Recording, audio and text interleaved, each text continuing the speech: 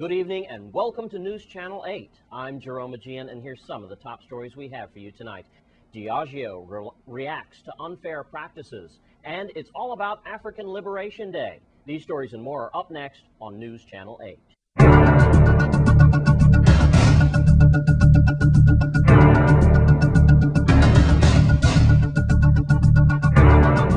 In our top story tonight, police are not saying much about yesterday's deadly police shooting of a suspected burglar in a state Richmond area. The VIPD are not returning our messages. Those requested for information started at 9 a.m. this morning, and still there's no official word yet at this time. And in other police news, the vehicle that was pulled out of the Molasses Pier on St. Croix has been tied to a 2005 homicide. News Channel 8's Wes Small has that story and more police news as well. Thanks a lot, Jerome. We are here near Basin Triangle. It's like near the Pickard Trade Center and thing. And what we found out is, you might remember that vehicle. You're seeing some footage now that was pulled out of the lagoon area. That was near Molasses Pier.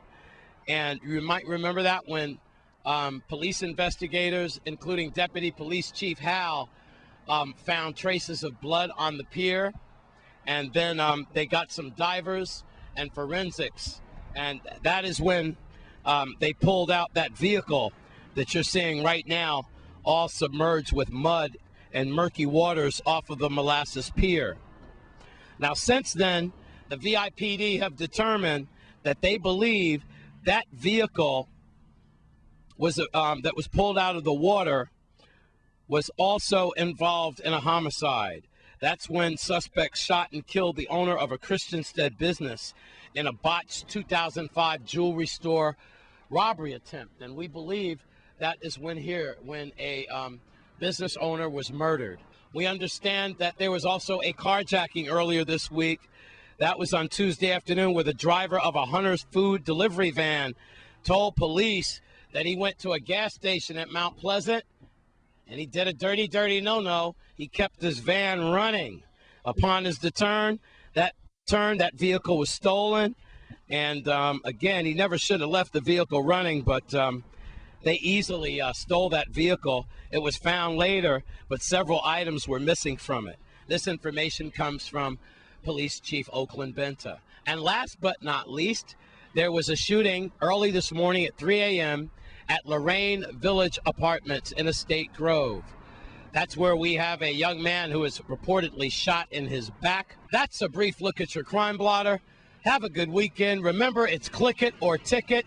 VIPD is definitely out there. They also have that street saturation patrol on as well. Don't drink and drive and slow it down on the roads, and please buckle up. I'm Wes Small for News Channel 8. Well, the Diageo company has now responded to the allegations of unfair hiring practices. Also, News Channel 8's Wes Small has an update on the employee who was hurt yesterday. Thanks a lot, Jerome. We are back at the Diageo construction site one more time with Vice President Dan Kirby. Now, Dan, you heard what happened yesterday on the news last night with former employee Ron. Let's start with your also first, and tell us what happened for safety reasons. Yeah, first let me say that he's okay. He's going to be released, my understanding, this afternoon.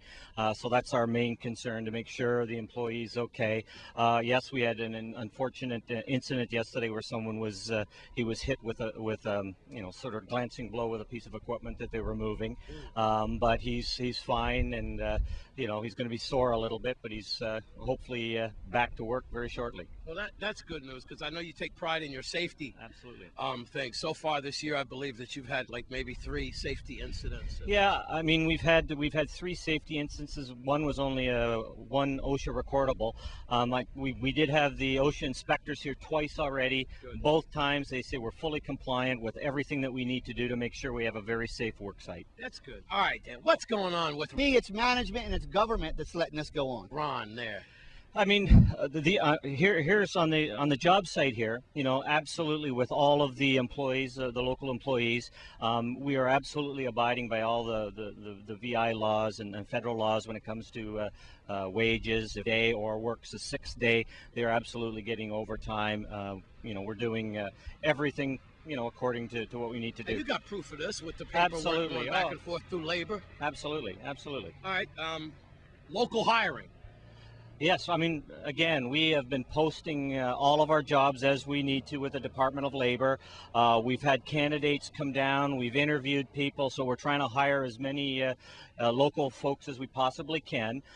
Some of the skill sets we haven't been able to get, so yes, we have imported some labor in here, but we are still, in the neighborhood of overall on the project somewhere in the 60% range for local labor. So they're pretty proud of that.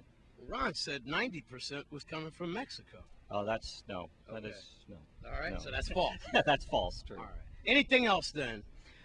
Because people say, no matter what, this thing is moving rapidly, and it's like coming up. So are we on point?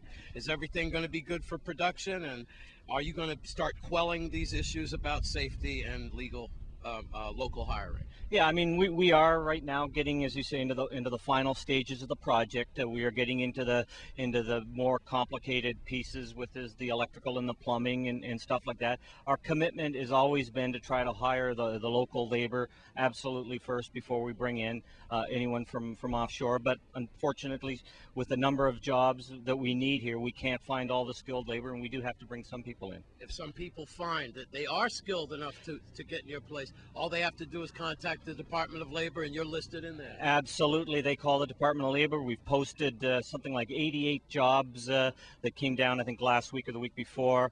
We've had people, and we are still interviewing, in fact, local people for some of these jobs. Well, you need to keep us posted then on a weekly basis so we could get this stuff out to the public. Well, absolutely. I mean, we are absolutely committed to the Virgin Islands. We're here for a very long time. We are in the process of hiring full-time employees. We've hired several already, and we're actually going to be putting offers out to local employees very, very shortly. Well, thanks a lot. Let's rehash. Thank God that employee is going to be out in just a couple of days, if not today, and he'll be back at work. That's good news. And this is just the third incident. That is good news as well here for safety. Another thing, well, as far as local hiring is concerned, let's keep them on point. Contact the Department of Labor. If you think you're qualified to work here, by all means, they are certainly listed. They've got counselors to help you out. We'll be back again. We're going to be on top of you like white on rice there, partner. No problem. All right. Make sure you're a good corporate sponsor. I'm Wes Small for News Channel 8. We have more news after the break. Stay with us on Channel 8.